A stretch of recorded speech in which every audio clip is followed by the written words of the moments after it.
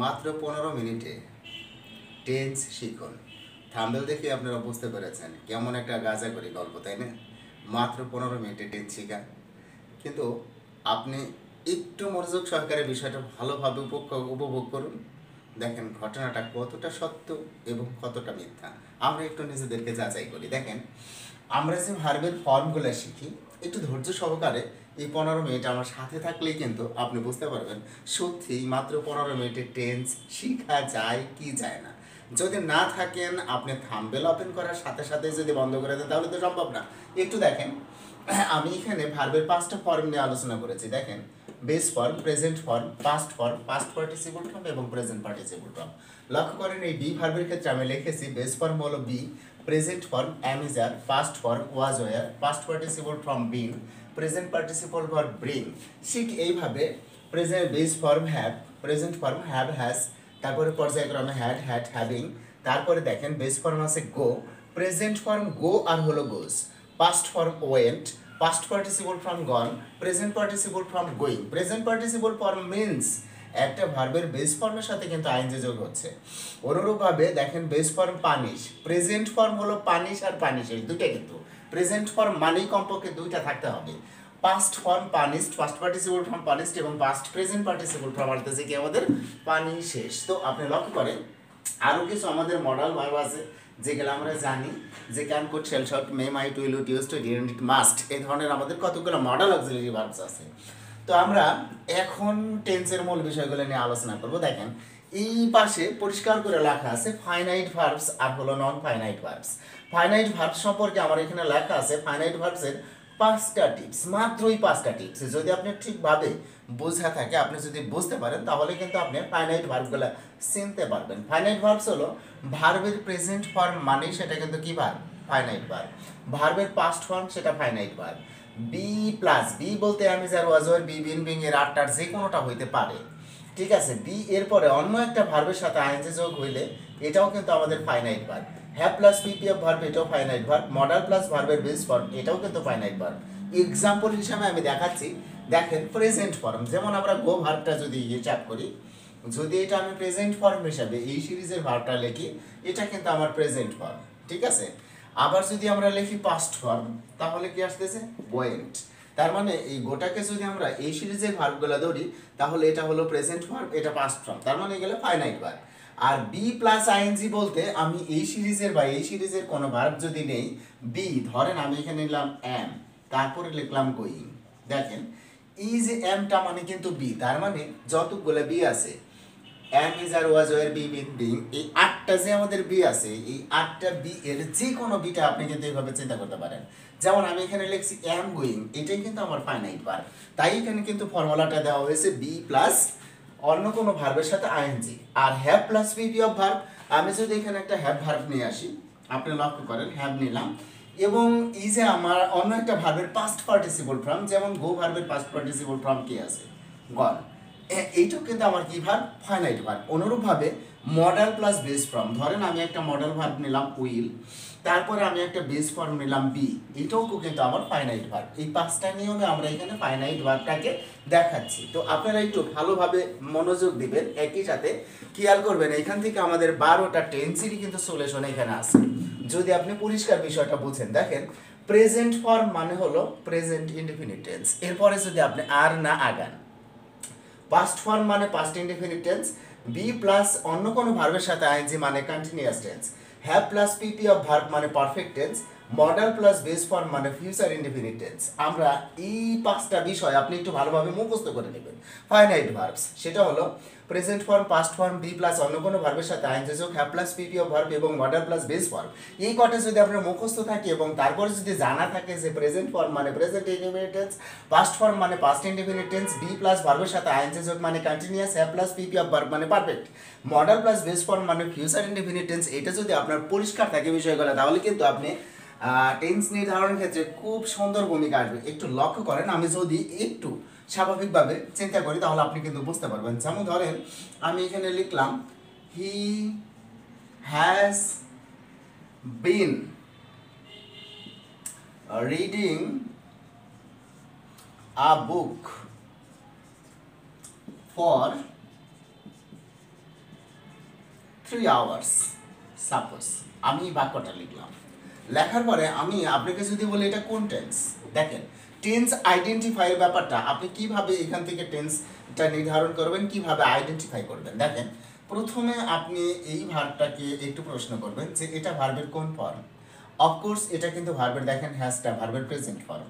ওকে, এখানে আপনি লিখলেন প্রেজেন্ট। খুবই মজার ব্যাপারটা, কিন্তু খুবই মজার। এরপরে হলো জোড়া জোড়া চিন্তা করবেন। দেখেন তো এটা কোন নিয়মে পড়ছে, হ্যাজ বিন। লক্ষ্য করেন এখানে লেখা আছে have plus PP of verb. Have বলতে বোঝাইতেছে হ্যাভ গ্রুপের সবগুলা ভার্ব, হ্যাভ হ্যাজ হ্যাভিং। তো এখানে দেখেন এইখানে কিন্তু আপনার হ্যাভ ভার্ব আছে, হ্যাভের পরে কি বসছে, এখানে হ্যাভ ভার্বের পরে কি বসছে, বিন। এই বিনটা ভার্বের কোন ফর্ম, এই যে দেখেন বিনটা ভার্বের পাস্ট পার্টিসিপল ফর্ম। তার মানে এই হ্যাজ বিন এটা দ্বারা বোঝাইতেছে কোন টেন্স, পারফেক্ট টেন্স। অর্থাৎ have plus PP of verb মানে হলো আমাদের কোন টেন্স, পারফেক্ট টেন্স। অটোমেটিক্যালি কিন্তু এখান থেকে আমি বলে ফেললাম এটা হলো আমাদের পারফেক্ট টেন্স। আচ্ছা, এরপরে আসেন এই দুইটার সাথে আপনি সম্পর্ক তৈরি করেন। এই যে দুইটা খুবই সহজ। দেখেন এইটা কিন্তু আমাদের, দেখেন এই যে এটি কি ভার্ব, বি ভার্ব। আচ্ছা, বি প্লাস অন্য কোনো একটা ভার্বের সাথে আইএনজি যোগ। এই যে দেখেন বি প্লাস অন্য কোনো একটা ভার্বের সাথে আইএনজি যোগ হলে এটাকে কি বলা হয়, কন্টিনিউয়াস। কন্টিনিউয়াস। তাহলে আপনি দেখেন তো he has been reading a book for 3 hours, এটা কোন টেন্স হলো, প্রেজেন্ট পারফেক্ট কন্টিনিউয়াস টেন্স। আমার মনে হয় আপনারা বুঝতে পারতেছেন। আমি যদি এটাকে একটু ছোট করে লিখি, আপনারা লক্ষ্য করেন এই জায়গাটা যদি আমি একটু ছোট করে লিখি, যেমন ধরেন এখানে যদি লিখি হি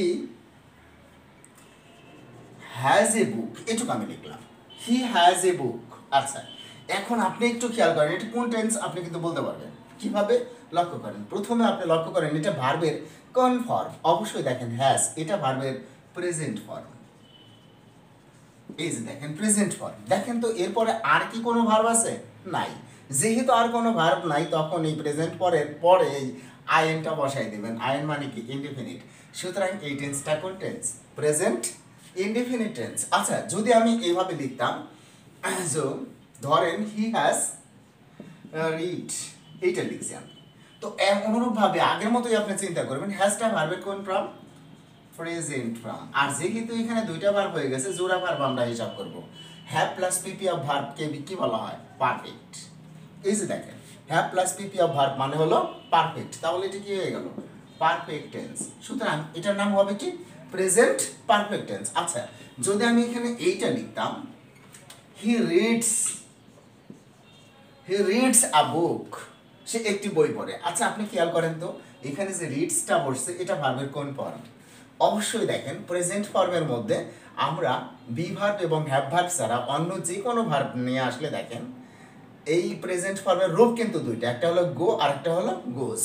তার মানে এখানে দেখেন subject third person singular number হলে ইজ বা ইজ যুক্ত ভার্বটা বসে, হি রিডস আ বুক। তাহলে এটা ভার্বের কোন ফর্ম, অবশ্যই আমরা দেখতেছি এটা ভার্বের প্রেজেন্ট ফর্ম। এরপরে আর কোনো ভার্ব নেই, তাই এটাকে আমরা কোন টেন্স বলবো, প্রেজেন্ট ইনডিফিনিট টেন্স। আচ্ছা, এরপরে আপনি দেখেন এই কয়টা যদি আপনার মুখস্থ থাকে, প্রেজেন্ট ফর্ম মানে present indefinite tense, first form মানে first indefinite tense, be plus বা অন্য ভার্বের সাথে আইএনজি যোগ মানে এটা হলো continuous tense, have plus PP of verb মানে পারফেক্ট টেন্স। তারপরে দেখেন মডাল প্লাস বেস ফর্ম মানে ফিউচার ইনডিফিনিট টেন্স। এই কয়টা যদি আপনার মুখস্থ থাকে, যে কোনো টেন্স আপনি অতি সহজে কিন্তু বলতে পারবেন। সাপোজ আমি যদি এখানে আরেকটা উল্লেখ করি, ধরেন আমি এখানে লিখলাম he will have done this. আচ্ছা, এখন আপনি এই বাক্যটার দিকে একটু খেয়াল করেন। প্রথমে দেখেন উইল প্লাস বেস ফর্ম, এই হ্যাভটা কিন্তু base form, will plus base form. এই যে দেখেন উইল মানে মডাল প্লাস বেস ফর্ম, এটাকে আমি কি বলবো, ফিউচার। এই যে দেখেন অটোমেটিক্যালি এটার নাম আসতেছে ফিউচার। আচ্ছা, তারপরে আপনি লক্ষ্য করেন এখন যদি আমি এইটুকের মধ্যে চলে আসি, have plus PP of verb, এটাকে আমরা কি বলি, perfect. Have plus PP of verb, এটার নাম বলবো কি আমরা, পারফেক্ট। তাহলে এই যে আমরা যেটা লিখলাম এই টেন্সটার নাম কি হবে, ফিউচার পারফেক্ট টেন্স। অর্থাৎ আপনি যে কয় ভাবে আপনি ভার্ব লিখতে পারেন। সাপোজ আমরা যদি এখানে লিখি, ধরেন আমরা এখানে লিখলাম the criminals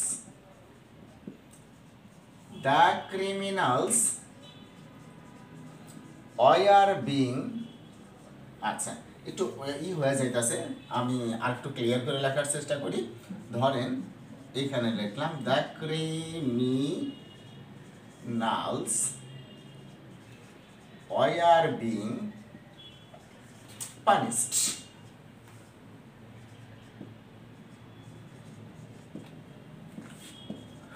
for their crime. আচ্ছা দেখেন এই যে বাক্যটা আপনি জাস্ট একটু খেয়াল করবেন, দেখেন এই যে অয়ার, এই অয়ার দ্বারা আপনি কি বুঝতেছেন? ফার্স্ট, এই যে দেখেন were, was were, past form, তার মানে এটার জন্য আপনি লিখলেন শুধুই পাস্ট। আচ্ছা এরপর আপনি দুইটার সাথে জোড়া লাগান, দেখেন এখানে কি আছে? বি প্লাস আইএনজি, এই যে দেখেন বি প্লাস আইএনজি দেখা যায়, বি প্লাস আইএনজি, আপনি একটু তাকান, বি প্লাস অন্য একটা ভার্বের সাথে আইএনজি, ওটা কি বলা হয়? কন্টিনিউয়াস। দেখছেন কন্টিনিউয়াস।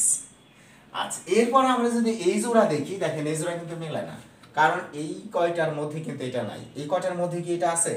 যে এইটা কিন্তু দেখেন এই যে এখানে বি, এটা হলো বি, আর এটা হলো পিপি অফ ভার্ব, তাই না? দেখেন তো আছে কিনা এখানে be plus PP of verb? নাই কিন্তু। তার মানে এই পাঁচটার মধ্যে যখন নাই তখন ওই পর্যন্ত কিন্তু আমাদের ফাইনাইট পৌঁছাবে না, ফাইনাইট ভার্বটা ওই পর্যন্ত পৌঁছাবে না। তাহলে আমার এই টেন্সটার নাম হলো কি? Past continuous tense.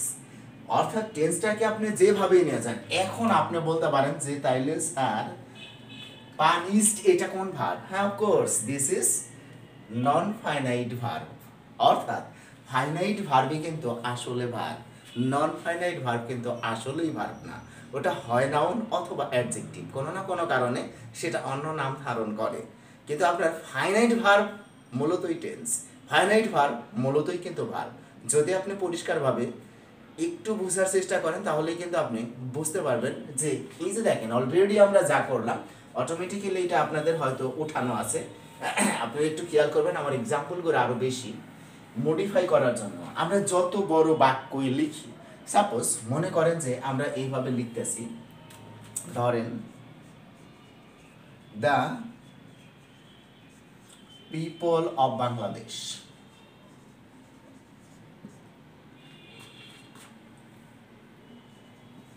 বাংলাদেশের মানুষ, দ্য পিপল অফ বাংলাদেশ, বাংলাদেশের মানুষ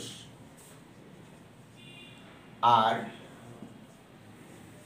স্টিল টু, অথবা এইভাবে আমরা লিখতে পারি বাংলাদেশের মানুষ আর still to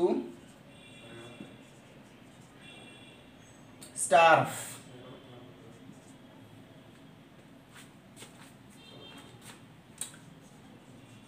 day after day if they are lazy। আচ্ছা এই যে আমি বাক্যটা লিখলাম the people of Bangladesh are still to starve day after day if they are lazy. আপনি প্রথমে এই বাক্যটার মধ্যে ফাইনাইট ভার্ব খেয়াল করবেন, অবশ্যই আপনি লক্ষ্য করছেন এই আরটা ফাইনাইট ভার্ব, কারণ এটা ভার্বের present form, present form finite verb, past form finite verb. আর এই ভার্বটার পরে দেখেন আর কোনো ভার্ব নেই, এটা যেহেতু প্রেজেন্ট ফর্ম, প্রেজেন্ট ফর্ম, এরপরে আর কোনো ভার্ব নেই, তাই এই টেন্সটা কি হয়ে গেছে? Present indefinite tense. অনুরূপভাবে দে আর লেজি, এই আরটাও কিন্তু ভার্বের কোন ফর্ম? Present form. আর এরপরে আর কোনো ভার্ব নেই, লেজিটা কিন্তু ভার্ব না, সুতরাং এটাকে আমরা কি বলতেছি? Present indefinite tense. তার মানে আপনার বাক্য যেমনই থাক, সাপোজ আপনি সহজ একটা বাক্য লিখছেন, ঠিক আছে, এটা কোন টেন্স? যখন আপনি ধরতেছেন হি ইজ গুড, সে ভালো, তো আপনাকে বলা হইতেছে এটা কোন টেন্স? তাও কিন্তু আমরা আউলিয়ে যাইতেছি, কারণ আমরা প্রক্রিয়াটা না জানার কারণে। দেখেন ইজ এটা ভার্বের কোন ফর্ম? Present form. লক্ষ্য করেন যেহেতু এটা প্রেজেন্ট ফর্ম, তাহলে এরপরে আর কিন্তু কোনো ভার্ব নেই, তাহলে এই টেন্সটার নাম কি? Present indefinite tense. এরকম ভার্ব আপনার যত যেমনই থাক, ধরেন আমি যদি এখানে লিখি হি will be cancelled, আচ্ছা এইটুক, হি উইল বি ক্যান্সেলড, তাকে বহিষ্কার করা হবে, বাতিল করা হবে, বাদ দেওয়া হবে। আচ্ছা একটু খেয়াল করেন আপনি, উইল আচ্ছা, তার মানে এটা মডাল, এই যে দেখেন মডাল। আর বি এটা কিন্তু base form, modal plus base form ভার্বের। আচ্ছা, এরপরে দেখেন বির পরে ভার্বের পাস্ট পার্টিসিপল ফর্ম, এটা কিন্তু আমাদের ফাইনাইট ভার্বের মধ্যে নাই। আছে কি? বির পরে ভার্বের পাস্ট পার্টিসিপল ফর্ম, এটা কিন্তু ফাইনাইট ভার্বের মধ্যে নাই। সুতরাং বির পরে যদি কখনো ভার্বের পাস্ট পার্টিসিপল ফর্ম দেখেন, সেটা কিন্তু অবশ্যই নন ফাইনাইট ভার্ব। সুতরাং নন ফাইনাইট ভার্ব তার টেন্স না। তো আমি যদি এই পর্যন্ত টেন্সটা বিবেচনা করি, মডাল প্লাস ভার্বের বেস ফর্ম আপনি কিন্তু শিখেছেন, এটার নাম কি? ফিউচার। ফিউচার কোন টেন্স? Indefinite tense. যেহেতু এরপর আর কোনো ভার্ব নাই, আপনি কি বুঝতে পেরেছেন? এটা ভার্ব না, ক্যান্সেলড ভার্ব না, এটা কিন্তু অ্যাডজেক্টিভ। এবং কিভাবে এটা হলো? কারণ আমি এখানে প্রথমেই বলতেছি এটা নন ফাইনাইট ভার্ব, আর নন ফাইনাইট ভার্ব সেটা হতে পারে নাউন অথবা হতে পারে অ্যাডজেক্টিভ। কোনটা কি হবে সেটা আমরা পরবর্তীতে আলোচনা করব। আজকে আমাদের আলোচ্য বিষয় হলো টেন্সটা, যে আমরা যে কোনো বাক্য দেখে সহজেই বলতে পারি কি না এটা কোন টেন্স। সাপোজ আমি যদি এখানে লিখি I have to go now, অর্থাৎ আমাকে এখনই যেতে হবে, আমাকে এখনই যেতে হবে। দেখেন, শুধুমাত্র যদি আপনি এই হ্যাভ পর্যন্ত সীমাবদ্ধ থাকেন, এই হ্যাভটা কিন্তু ভার্বের প্রেজেন্ট ফর্ম, তাহলে এটা প্রেজেন্ট ইনডিফিনিট টেন্স।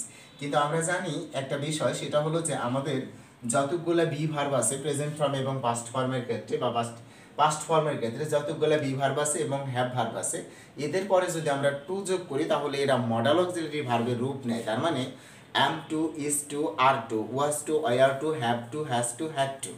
অর্থাৎ এই যে আমরা টুগুলো ব্যবহার করলাম, এর কারণে সবাই কিন্তু আমাদের কিসের রূপ নিয়েছে? Modal auxiliary verb. এরা প্রত্যেকেই পৃথক পৃথক অর্থ বা অর্থ কিন্তু বইলা দেয়। সুতরাং এই হ্যাভ টুকে যদি আপনি মডাল অক্সিলারি ভার্ব ধরেন, তাহলে এটা কিন্তু ভার্বের কোন ফর্ম? Base form. তার মানে কি আসলো? Modal plus base form. এটা যদি আপনার আসে, তাহলে এটার নাম কি? Future indefinite tense. আপনার মনে পড়ে? এটা কিন্তু কি চলে আসতেছে? Future indefinite tense. কিন্তু আপনি যখনই কোনো বাক্যের মধ্যে সহজভাবে, আপনি কঠিন বাক্যই লেখেন, জটিল বাক্যই লেখেন, যেমন মনে করেন যে আমি এইভাবে লিখলাম,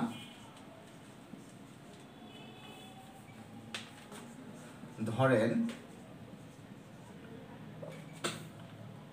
টেকেন ফ্রম খুলনা, এইভাবে লিখলাম আমি।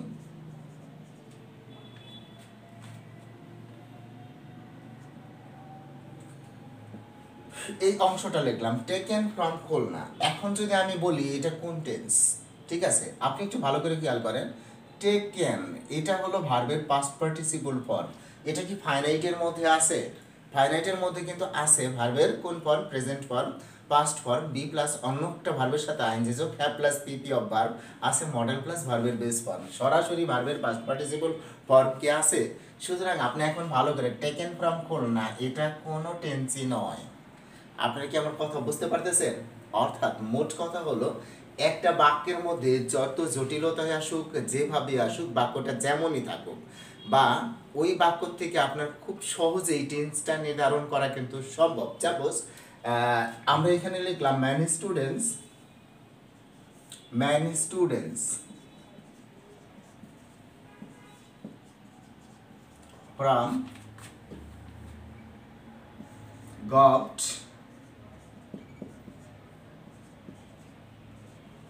Devendra College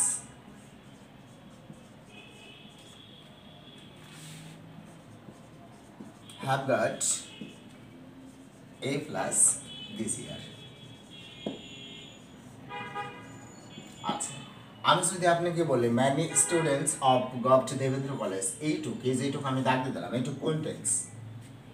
হ্যাঁ, দেখেন আপনি কিন্তু বেসিক পার্থক্যটা বুঝতে হবে। Many students from govt Devendra college, Devendra college থেকে অনেক ছাত্রছাত্রী, many students from govt Devendra college, এইটুকু কোন টেন্স? দেখেন আমরা কিন্তু এইভাবেই ইংরেজিটা কিন্তু বুঝি না, খুব সহজ। দেখেন এই অংশের মধ্যে কি কোনো ফাইনাইট ভার্ব আছে?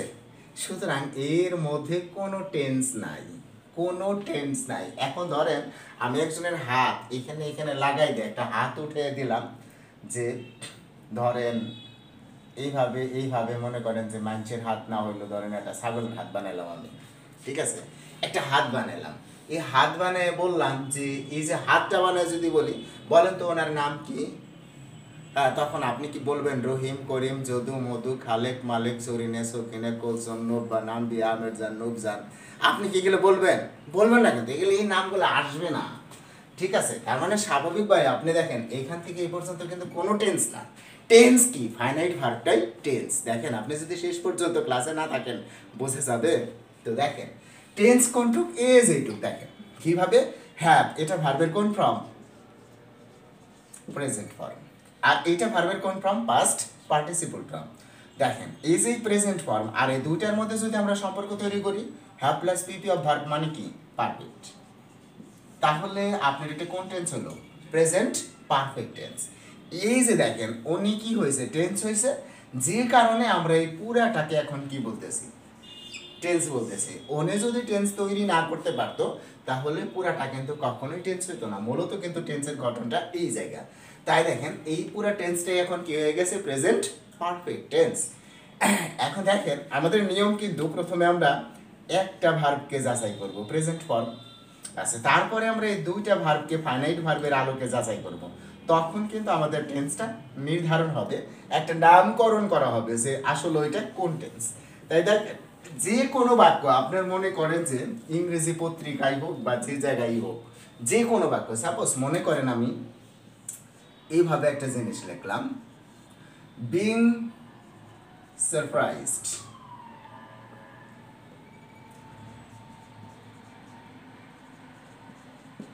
Being surprised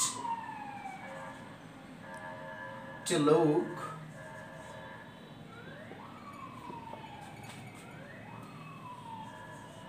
at a new something.